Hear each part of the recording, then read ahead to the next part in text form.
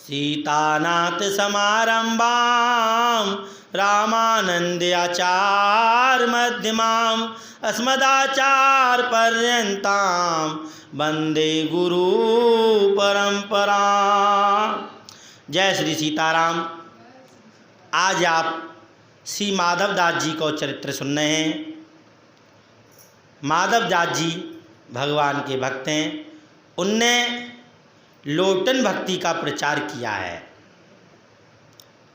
लोटन भक्ति कहें जैसे परिक्रमा दे रहे हैं और घूमते घूमते ऐसी लोट करके दें, वाते लोटन भक्ति कहें। लोटन भक्ति का अर्थ है भगवान को अपने आप को समर्पित कर देना कि प्रभु अब ये शरीर मन तन जो भी है इस शरीर के अंदर वो आपका ही है, इस पर किसी का अधिकार नहीं है, ये सब आपका ही है, आपके समर्पित है, आप इसे ग्रहण करो, मैं तो आपका ही हूँ। ऐसी लोटन भक्ति का प्रचार उन्होंने किया है। भगवान के भक्त हैं। सबराई परिवार ही भक्त है भगवान का। गड़ागढ़ गांव राज्य के हैं। भगवान का भजन करते हैं। इनकी भक्ति का प्रचार प्रसार चारों तरफ विख्यात हुआ। भगत जगत साधु संत महात्मा सब आते रहते हैं। भगवान में और गुरु में इनकी निष्ठा है। गुरु से अधिक प्रेम करते हैं, भगवान से भी प्रेम करते हैं। एक बार क्या हुआ, इनके यहाँ भगत जगत सब महात्मा संत आते रहते। एक कभी कभी आरती करते करते कीर्तन करते करते हंसते, कभी रो जाते, कभी धैर्य देसिना कीर्तन करते करते नीचे गिर पड़ते। अपने शरीर की सुध बुध भूल जाते, भगवान के चरणों में गिर पड़ते। भगवान में इनकी आस्था ही। कीर्तन करना, भगवान में समाहित हो जाते। अपने आप की कोई सुध नहीं रहती।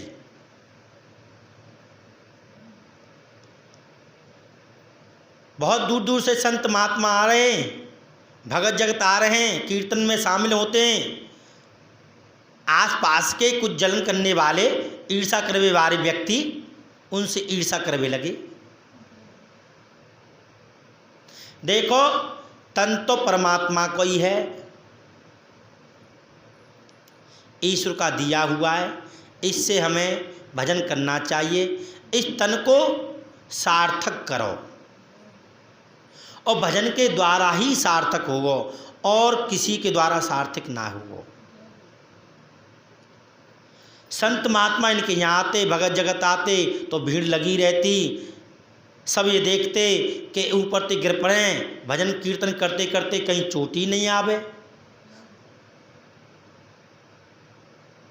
कई कई घंटा बेसुध कीर्तन करते करते डरे रहते, भूख प्यास कुछ भी नहीं लगती। इनके बेटी बेटा भी ऐसी भक्त थे भगवान के। वो भी भगवान की कीर्तन में भजन में ही इनका साथ देते। जाकर के कुछ मनुष्यों ने ईर्षा करी। राजा ते कही, महाराज ये बड़ा पाखंड फैला रहे हैं, एक कीर्तन कीर्ते करते करते लोटपोट है जाएं और ऊपर से गिर पड़े, इनको ढोंग है ये। राजा भी विमुख हो, भगवान को भक्त ना हो, चुगली करवे वाले व्यक्तियों के कहवे में आ गए, उनकी बात मान ली। राजा ने कीर्तन को, जागरण आदि को टाइम रखो। कहा महाराज हमारे यहाँ कीर्तन है, आप आओ। इनको निमंत्रण दिया गया।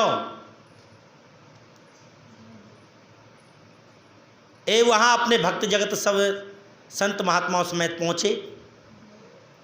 राजा ने कई परीक्षा भी है जाएगी कि सच्ची भक्ति करते हैं या झूठी भक्ति करते हैं, और अगर ये झूठी भक्ति करते हैं तो इन्हें दंड दिया जाएगा। पाखंडित फैलावे को इन्हें दंड दिया जाएगा। अब राजा तो विमुख है, वो क्या जाने भक्ति की परंपरा।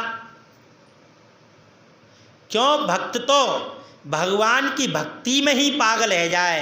वो कबू रोए, कबू हंसे, कबू कीर्तन करवे लग जाए, कई कई दिना अन्न जल आदि ना पिए। क्यों? भक्त तो भगवान के नाम का पान, भगवान के नाम का भोजन करता है। और भगवान भी क्षिप्रे भवते धर्मात्मा स्वाच्छांत निक्षते कुंती प्रति जानी न मैं भक्त प्रणसते। भगवान भी गीता में कह रहे हैं मेरे भक्त का कभी नाश नहीं होता, ना मैं गोविंदे प्रणसते।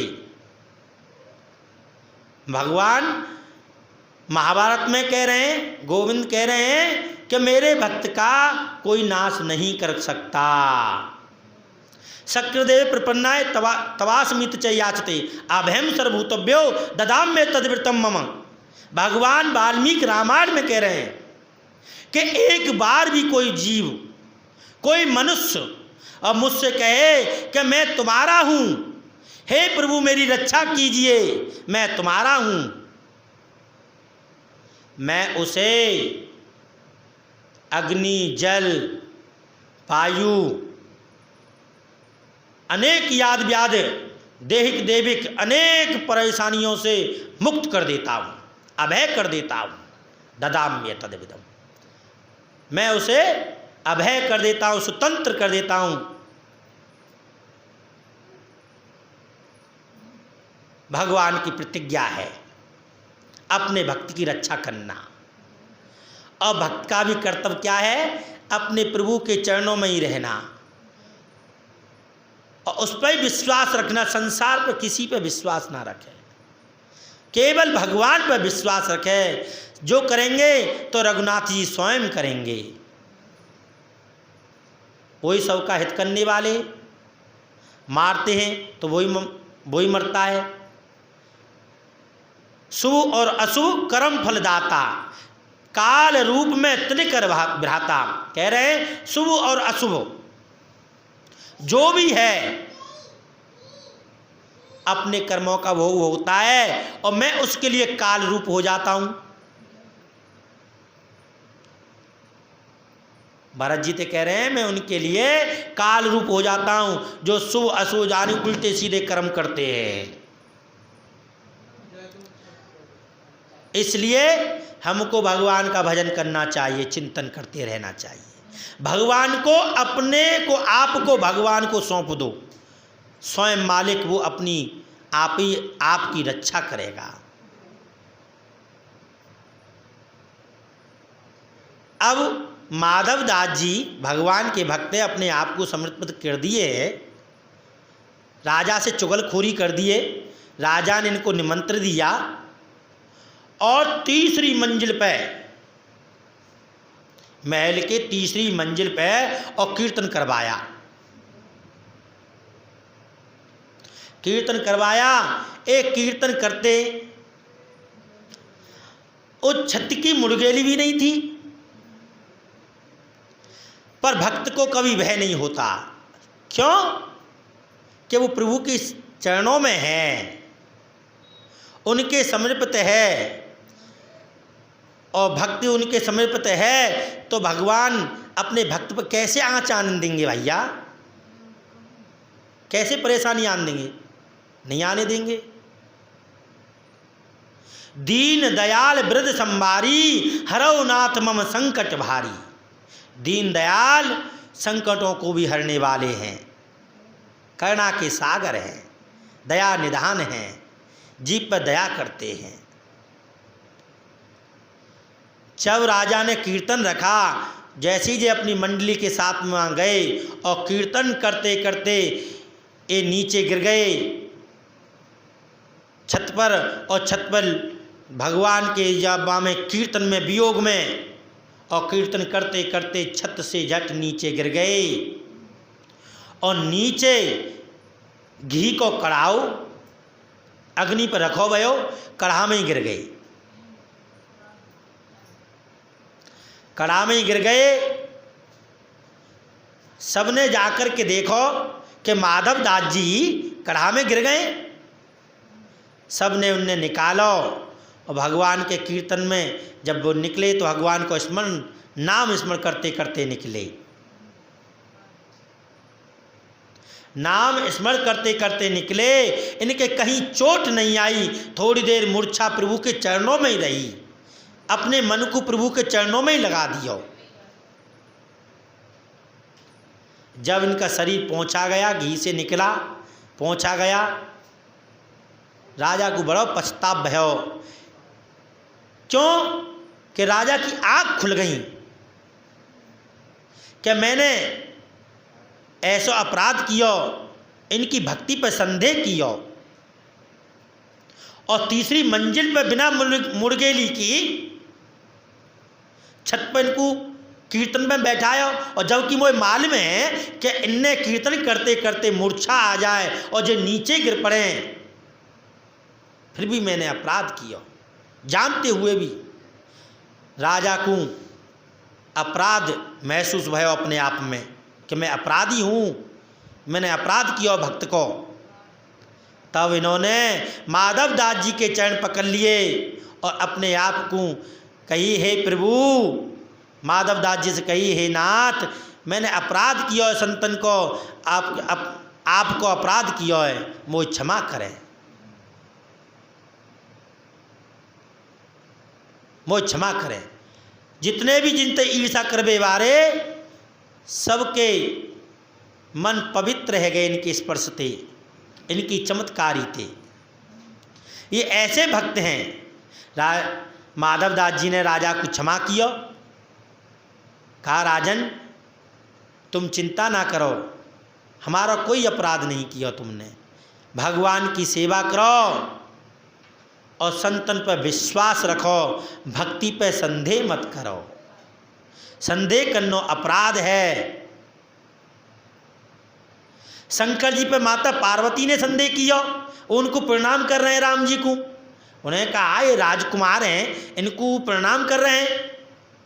ऐसे संशय कीन भवानी, महादेव तब कहा बखानी।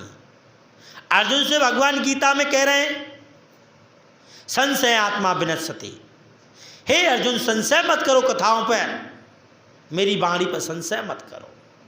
भगवान पर कभी और भगवान के भक्तों पर कभी संदेह नहीं करना चाहिए, गुरु पर संदेह नहीं करना चाहिए, महात्मा पर संदेह नहीं करना चाहिए। क्यों? वो तो भगवान के भक्त हैं, बा लीला को सब कोई नहीं जाने। जय श्री राम।